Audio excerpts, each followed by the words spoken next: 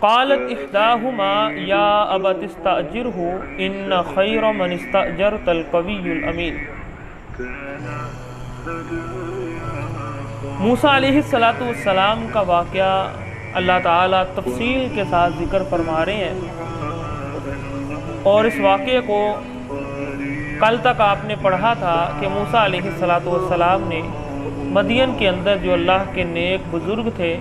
ان کے سامنے اپنے سارے واقعے کو بیان کیا، اور انہوں نے ان کو تسلی دی کہ آپ کو اب ڈرنے کی ضرورت نہیں ہے، آپ ظالم قوم کی آپ ان سے نجات پا چکے ہیں۔ قالت احداہما یا ابت استاجر۔ اب یہ جو کلام ہے، یہ آیات ہیں، اس سے محسوس ہوتا ہے کہ وہ پہلے سے ہی کسی ایسے بندے کو تلاش کر رہے تھے جو ان کے لیے کام کرے، ٹھیک ہے، جو ان کے لیے، کیونکہ ضرورت تھی، بیٹیاں گھر سے نکل رہی ہیں اور باپ پردہ اگر ہوں تو بڑا مسئلہ ہے، اور پھر بکریاں سنبھالنا یہ تو عام بندہ وہ نہیں سنبھال سکتا، میں اور آپ نہیں سنبھال سکتے ان کو، تو خواتین اور پھر باپ پردہ ہوں تو ان کے لیے تو کئی گنا مشکل ہے یہ کام، تو محسوس ہوتا ہے کہ وہ پہلے ہی کوئی تلاش کر رہے تھے۔ تو قالت احداہما یا ابت استاجرہ ان خیر من استاجرت القوی الامین۔ تو یہاں پر جو ان کی ایک بیٹی تھی، انہوں نے کہا اپنے باپ کو کہ ابا جان، یہ جو آپ نے مزدور رکھنا ہے یا آپ اس کو مزدور رکھ لیں، یا اباتی ہے میرے ابا جان، استاجر ہوں، اس کو مزدور رکھ لیں، ان خیر من استاجرت القوی الامین، کیونکہ بہترین جو انسان اجرت پر رکھا جاتا ہے اس کے اندر دو صفات ہونی چاہیے، ایک وہ طاقتور ہو اور دوسرا امانت دار ہو۔ یہ اصول قرآن نے بھی بتا دیا ہمیں کہ اگر آپ نے کسی کو اجرت پر رکھنا ہے تو یہ چیزیں دیکھیں، سب سے پہلے تو دیکھیں کہ آپ کا جو کام ہے وہ کس طرح کا ہے،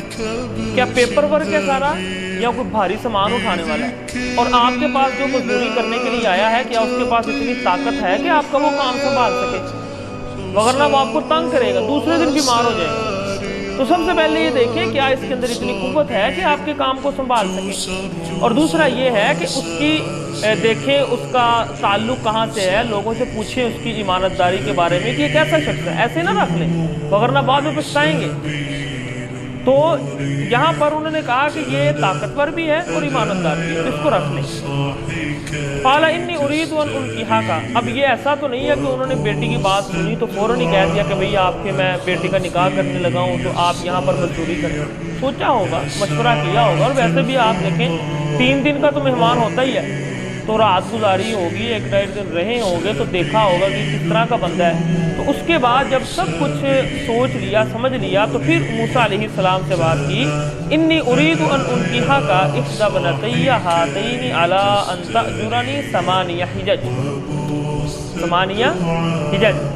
وہ کہہ رہی ہیں کہ میں ارادہ کرتا ہوں کہ میں اپنی 2 بیٹیوں میں سے ایک کے ساتھ تمہارا نکاح کروں، اس شرط پر کہ تو میرے پاس 8 سال مزدوری کرے، 8 سال مزدوری کرے۔ اچھا، فَإِنْ أَتْمَمْتَ عَشْرًا فَمِنْ عِنْدِكَ، اگر تو 10 سال کرے گا تو یہ تیری نیکی ہے، زور زبردستی نہیں ہے، 8 سال کی میری شرط ہے، اس کے بعد اگر تم نے 2 سال اور لگانے ہیں تو تیری مہربانی۔ وَمَا أُرِيدُ أَنْ أَشُقَّ عَلَيْكَ، جو معاہدہ ہمارے درمیان ہو جائے گا اس کے بعد میں تمہارے اوپر مزید مشقت نہیں ڈالوں گا، یہ نہیں کہ 8 سال گزر جائیں تو میں کہوں نہیں بھئی ابھی 4 سال اور لگاؤ، ایسا نہیں ہوگا، جو میں بات کروں گا تمہارے ساتھ اس کے بعد تمہیں کسی تنگی میں نہیں ڈالوں گا، سَتَجِدُنِی إِنْ شَاءَ اللَّهُ مِنَ الصَّابِرِينَ، تو مجھے عنقریب نیک لوگوں میں سے پائے گا، اچھے لوگوں میں سے پائے گا، صالحین میں سے پائے گا، تو یہ میرے ساتھ معاہدہ کریں۔ اب آپ دیکھیں یہاں پر کچھ لوگ کہتے ہیں کہ باپ کی مزدوری کر کے حق مہر کے طور پر اس کی بیٹی سے نکاح کیا جا سکتا ہے، یعنی